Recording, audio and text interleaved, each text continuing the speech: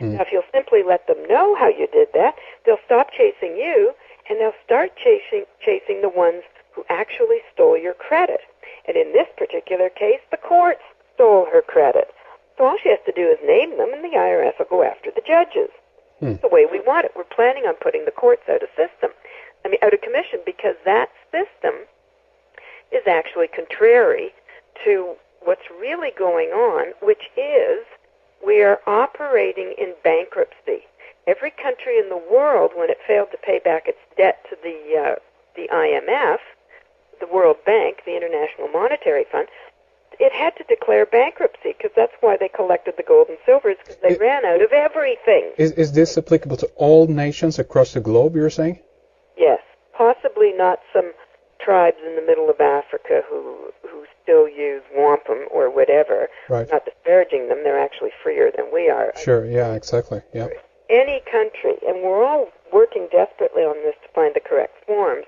And just in case your European listeners are wondering about what forms, I can't say this for certain, but we're beginning to think that people over there, and even Australia, New Zealand, and England, they might just have to get EINs, which are employer identification numbers, and also international tax identification numbers, known as ITINs, with the IRS, with Social Security, because it seems, I can't say this for certain, but it seems as if the IRS is kind of the head guy as far as collection agents go. I mean, everybody's heard of the IRS. Not everybody's heard of IR or ATO or whatever. What's your tax agency called there? They're called Skatteverket.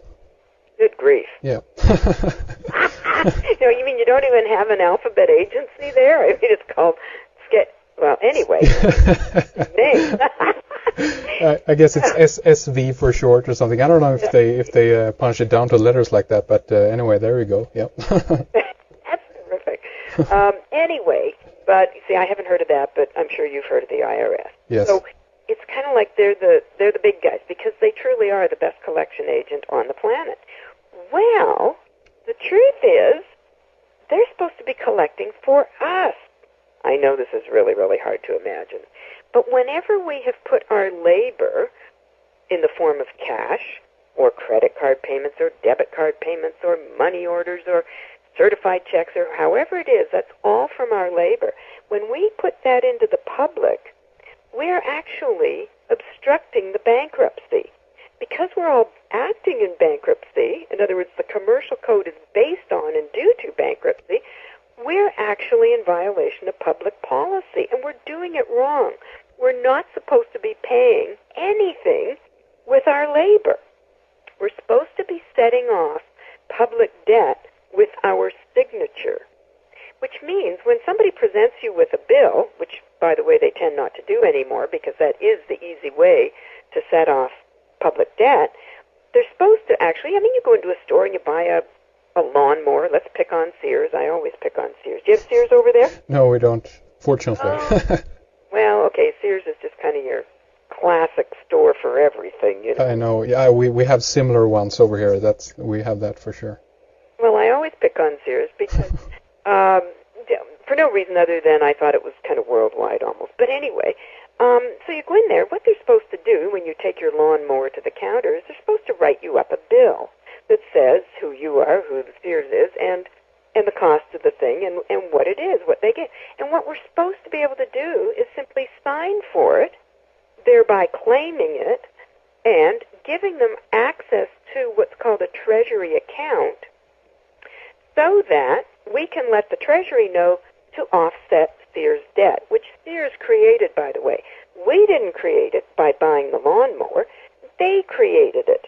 They wrote it up as a debt, and all we're doing by signing the bill is saying, I'm authorizing the Treasury to balance your accounts for you, because I now know you have a debt, so you want it balanced. But for us to pay with cash, our labor, believe it or not, is actually increasing the debt. It's doubling it because the amount's the same. Then they give you a receipt which shows you that you've paid. Well, in fact, this did not set off their debt. It increased the problem because we gave them debt notes. Now, this is a huge, long diversion, which I don't really want to get into. But when we labor, we are putting forth our value, and what we're getting in return is debt notes. In other words, Yes. those notes operate in debt. It's kind of like picture the level of seawater. Well, there's nothing. We are putting in something positive, so imagine the sea going up, right? But what they're giving us is something negative, so now we're operating below sea level. So it isn't direct compensation. In fact, we are giving away our labor for nothing. What's that called? Slavery. So this is how they've enslaved us, by pretending to give us something of value that isn't of value. And yet, it's true. We can go and get what we want with that. But we're not supposed to. We're not supposed to be handing over that cash. We're supposed to be setting off public debt with our signature and using cash simply for items between you and me. Like if you want a haircut and I say, hey, I can cut your hair, Hendrik. So you say, come on over. And then you say, well, how can I compensate you? And I can say, well, let's see. You could invite me for supper. That would be a nice compensation. Or, let's see. Or, you know what? If you don't want to have me to supper, you can just give me some of those notes that you have, that you get from working. And you say, fine. And I take those and I can do what I want with them. Mm. Go someplace and get something else. So, but not in the public, just the private. In other words, then I could maybe use my friend's computer for the day. And he says, well, how are you going to compensate me? I say, well, I got these notes that Hendrik gave me. So that's how that's supposed to work. We're not supposed to put those notes into the public. We're supposed to be able to walk into any store. They write us up a bill. We set it off by signing our name, which actually instructs the Treasury to set off their debt. So that then, of course, they can go buy whatever it was I just got from them, like the lawnmower. They go back to their supplier and they get a lawnmower, and they use their account to do that. Mm.